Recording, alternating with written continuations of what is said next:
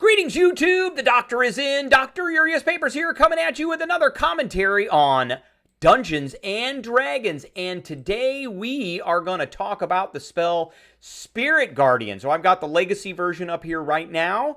We're going to talk about the new version because there are some significant changes in the new Spirit Guardians. We've got some different interactions with the targets. We're going to talk about a class combo that I like to use with this spell. We're going to compare and contrast everything. But first, don't forget to hit that subscribe button. If you like this video, hit the like button. If you have any questions or comments, please leave a question or comment. And don't forget to hit that notification bell. All right, here is the legacy version of Spirit Guardians. Back in the day, we gave this a solid A. This was a spell that I would definitely, if I had the chance, use in every combat. I would make it part of a build. It is integral to many builds that I have, particularly cleric ones. And it has a very high and significant impact on the party's success in combat, especially. And that's mainly what we talk about on this channel. So it's a third level spell. You've got one action, self, 15-foot range, verbal, somatic, material components. It is usable by clerics, war domain clerics, Oath of the Crown paladins, community domain clerics, and keeper domain clerics. I think a couple of these are, non-standard D&D subclasses. It is concentration. It lasts for 10 minutes, so it lasted for a while. School of Conjuration, if that means anything, and it had an effect. So you called these spirits back to protect you. They flit or fly or rotate or glide around you at a distance up to 15 feet for the duration. If you're good or neutral, they look angelic or fey. If you're evil, they appear fiendish. Your choice, that's all flavor.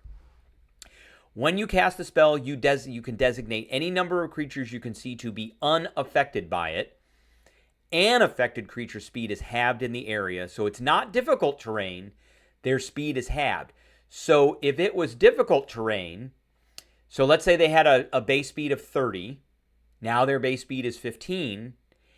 And if it's difficult terrain, it costs them 10 feet of movement to move every square. So essentially, they can only move one square. And then per movement, of course. And when the creature enters the area for the first time, so if you turn it on, they didn't enter it. If they got pushed into it, then they entered it. If they ran into it, then they entered it. So if you turn it on and they're in it, they didn't enter it. So when the creature first enters the area or starts its turn there, it has to make a wisdom saving throw. On a failed save, it takes 3d8 radiant damage or 3d8 necrotic damage, depending on what your alignment is.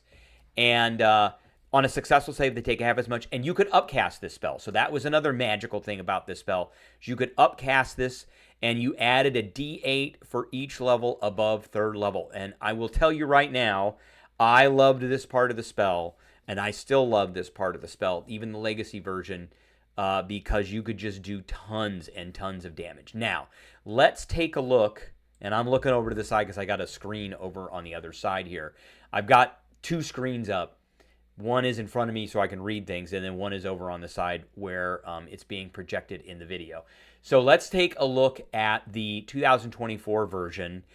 Again, third level, one action to cast, still usable by clerics, Oath of the Crown, paladins, war domain clerics.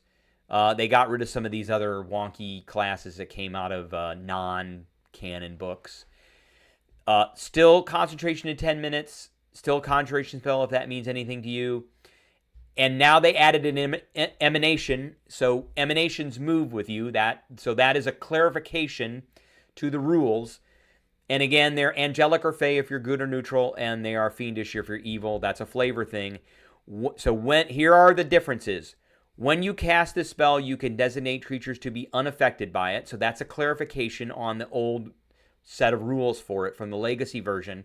That hasn't changed. Another creature's speed is halved inside the emanation. That has not changed. Whenever the emanation enters a creature space, so that means when you cast it, the emanation is entering that creature's space, meaning they're going to take damage. So the old spell was when they entered it. And when you cast it, they didn't enter it, you entered their space. So with this one now, when you cast this, they're automatically going to take damage. And whenever a creature enters the emanation, so if they run into it or they're pushed into it, then they're going to have to make a saving throw. Or ends its turn there. So the old one said when a creature enters the area for the first time on a turn or starts its turn there. This one now is very different. It's got 3 different riders on it. One is the emanation enters their space when a creature enters the emanation or ends its turn. Not begins its turn, ends its turn. So you have to get them to end their turn. Now you can run around with this thing, and every time you run into a creature, it is going to take damage. If a creature gets pushed into it, it is going to take damage. And if you can find inventive ways, and we're going to talk about this, if you can find inventive ways to get that creature to stay in there until the end of its turn, then it will also take damage. The damage is still 3d8 radiant or 3d8 necrotic. On a successful save, they take half damage. A creature makes this saving throw only once per turn. So if they get pushed into it more than once in a turn, they only make the saving throw once. However, if they get pushed to it on turn 1 and then they get pushed back into it on turn 2, they're making 2 different saving throws. And again, you can upcast this, which is great. So let's talk about, so this obviously is a cleric spell. Okay? And I have a character class, I've gone over this one before, that uses the Trickery Domain Cleric. So, and this really doesn't have anything to do with Spirit Guardians per se. But what it does have to do with is this distract ability that's right here. So when both you and your illusion are within 5 feet of a creature that you can see, you have advantage on attack rolls against the creature, given how distracting the illusion is to the target. So that is a big, big deal for the next class that we're going to talk about here, which is the monk. And particularly because the monk can make unarmed attacks with their dexterity, dexterous attacks. And they can grapple with their dexterity as well. There it is right there, grapple with their dexterity. That's a big deal because if you can grapple something, its movement turns to 0, which means it can't get out of the Spirit Guardians. Now, if you combine this with a few other things, remember, while it's inside the Spirit Guardians, its speed is halved, which means that it is going to have a harder time standing up. And so if you combine this with the Goliath species, we're calling it a species now, yes, so I'm using the correct term, so I won't get piled on by the internet. If you use this with the Hill Giant Hills Tumble feature, now this only works on large or smaller creatures, but when you hit a large or smaller creature with an attack roll and deal damage to it, you can knock it prone automatically. No save.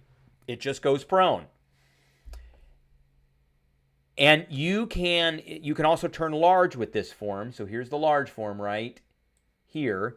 You can also turn large, which means you can grapple something one size larger than you. Now, you can't knock it prone, but you can grapple it that way. You can grapple bigger things. If you are a grappler, that is a feat that you can take at 4th level. You can attack and grapple at the same time, which means that you can keep things in this Spirit Guardians for a while. You get essentially 4 attacks around. Grappler can take one of those attacks, do damage, and grapple them at the same time. So with the Cleric Invoke Duplicity, you get advantage on that attack roll, and then you get to grapple them. And it's a strength save now, so I know that, that's not the greatest thing in the world, but if they fail it, they're grappled, and then you got them. Or you can just knock them prone if you're the Goliath Hill Giant, and then they've got to stand up and try and get out, so they're not going to be getting out at that point if you're adjacent to them. So all in all, I would say because They maintain the whenever it enters the emanation part of this spell, but they added whenever the emanation enters a creature's space. So if they run out, I can run after them, and they will take damage again. So I can keep them, but they have to end their turn for them to take it twice. So if I run at them, they will have to make a saving throw on that turn, and then on their turn, if they happen to be stuck, they're going to make another saving throw. All right, that is the video that I have for everybody today. I appreciate everybody tuning in, and I will catch everybody.